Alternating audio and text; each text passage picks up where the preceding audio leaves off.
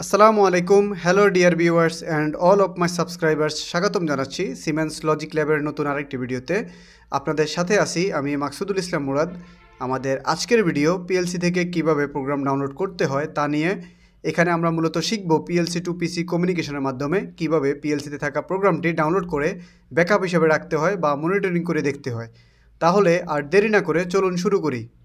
প্রথমে আমাদের নিশ্চিত হতে হবে পিএলসি এবং পিসির মধ্যে কমিউনিকেশন কেবলের মাধ্যমে ভালোভাবে সংযুক্ত আছে কিনা, যেটি আমরা প্রফিনেট কেবল ও ইথারনেট কেবলের মাধ্যমেও করতে পারি।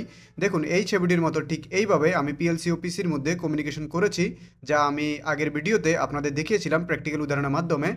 এখন আমরা চলে যাব ল্যাপটপের হোম স্ক্রিনে। এখান থেকে টিআই পোর্টাল V16 সফটওয়্যারটি ডাবল ক্লিক করে ওপেন করে নিব। এটি ওপেন হতে কিছুটা সময় লাগবে, ততক্ষণ পর্যন্ত একটু অপেক্ষা করুন আর মনোযোগ দিয়ে দেখতে থাকুন। তারপরে ঠিক এরকম একটা ইন্টারফেস আমাদের সামনে আসবে।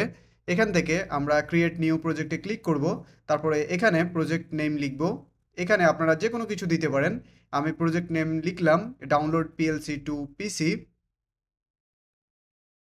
তারপরে ক্রিয়েট অপশানে ক্লিক করে কিছুক্ষণ অপেক্ষা করি যাতে পরবর্তী ইন্টারফেস আমাদের সামনে আসে।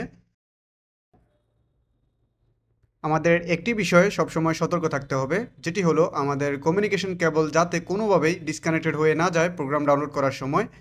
আর দেখুন আমাদের একটু সময় নিচ্ছে, ততক্ষণ পর্যন্ত আমরা একটু অপেক্ষা করি আমরা আমাদের পরবর্তী ইন্টারফেস দেখি আমাদের সামনে কি আসে। দেখুন এখানে বাম পাশে নিচের কর্নারিতে ছোট করে লিখা আছে প্রজেক্ট ভিউ। আমরা ঠিক এখানে ক্লিক করি, সরাসরি চলে যাব প্রজেক্ট মোডে। তারপরে ঠিক এমন একটি ইন্টারফেস আসবে। আমরা এখান থেকে প্রথমে আমাদের প্রজেক্ট নেমে ক্লিক করে তা সিলেক্ট করে নেব। তারপরে আমরা চলে যাব উপরে থাকা অপশানগুলোতে। এখান থেকে আমরা অনলাইন অপশানে ক্লিক করব এবং এখান থেকে upload device as new station ঠিক এখানে ক্লিক করব আর অপেক্ষা করতে থাকবো আমাদের পরবর্তী ইন্টারফেসের জন্য। তারপরে আমাদের সামনে আসবে ঠিক এই পেজটি। এখান থেকে আমরা স্টার সার্চ অপশানে ক্লিক করে আমাদের পিএলসিটিকে খুঁজে নিব। তারপরে পিএলসি খুঁজে পাওয়ার পরে আপলোড অপশানে ক্লিক করব। তারপরে আমরা একটু অপেক্ষা করতে করতে দেখতে থাকবো পিএলসি ঠিক কী করে আর আমাদের পিএলসি এবং পিসি ঠিক কী স্টেপ ফলো করে আমাদেরকে প্রোগ্রামটি ডাউনলোড করে। আমরা এই বিষয়গুলো একটু একটু করে অবজার্ভ করে আমরা দেখতে থাকবো যে তারপরে সে কী করে। দেখুন পিএলসিতে থাকা আমাদের প্রোগ্রামটি ডাউনলোড হওয়া শুরু হয়ে গেছে আর আমাদের কিছু সময় অপেক্ষা করতে বলা হচ্ছে। এই সময়টা মূলত নির্ভর করে আমাদের ল্যাপটপের কনফিগারেশন ও পিএলসিতে থাকা প্রোগ্রামের সাইজের উপরে।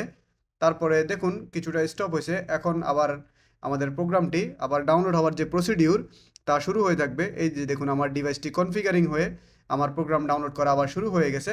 আমরা একটু অপেক্ষা করি। দেখুন তারপরে ঠিক এরকম একটা ইন্টারফেস আমাদের সামনে আসবে। দেখুন প্রোগ্রামটি ডাউনলোড হয়ে গেছে। আমরা দেখতে পাচ্ছি আমাদের পিএলসি ডিভাইসটি হচ্ছে 1212C ডিসি ডিসি ডিসি। তারপরে আমরা এটিকে ওপেন করে চলে যাব প্রোগ্রাম ব্লকে।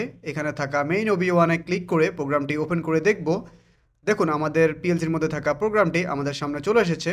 এখন আমরা এটিকে চাইলে অনলাইন মোডে গিয়ে মনিটরিং করেও দেখতে পারি বা সেভ প্রজেক্টে ক্লিক করে সেভ করেও রাখতে পারি বা চাইলে আমাদের মতো করে আবার রিরাইট করে পিএলসিতেও আপলোড করতে পারি। আমরা রিরাইট করব তখন যখন আমাদের ফিল্ডে কোনো পরিবর্তন আসবে বা আমাদের ইনপুট আউটপুটে কোনো পরিবর্তন আসবে। যেহেতু আমাদের এখন কোনো পরিবর্তন আসতেছে না, তাই আমরা সেভ প্রজেক্ট থেকে আমাদের প্রজেক্টটিকে সেভ করে নেই। আমি আশা করি আপনারা অলরেডি শিখে গেছেন কিভাবে পিএলসিতে থাকা প্রোগ্রামটি ডাউনলোড করতে হয় আর তা সেভ করে ব্যাকআপ হিসেবে রাখতে হয়।